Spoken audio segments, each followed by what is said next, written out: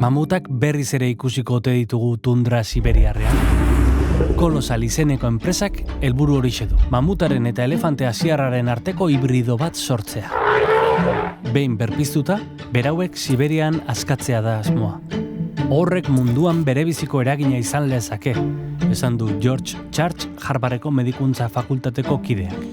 Baina posible ote da desagertutako espezie bat berpiztea? Bai, bi teknologia daude horretarako. Lehena, 1987an Dolly ardiarekin erabili zuten sistema da. Prozesu honetan, animalia baten DNA beste animalia baten obulu batean sartzen da. Eta gero, obulua alokairuko ama bati implantatzen zaio. Metodo honen bidez, Piriniotar basauntza berpiztea lortu zen. Ura izan zen desagertutako espezie bat berpiztea lortu zen aldi bakarra. Tamalez, basauntza jaio eta 7 minutura hil zen.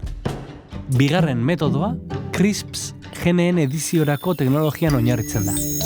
Metodo honen bidez, mamutek iparralde hotzean bizirauteko ezinbesteko zituzten geneak hartu eta obulu batean txertatzen dira.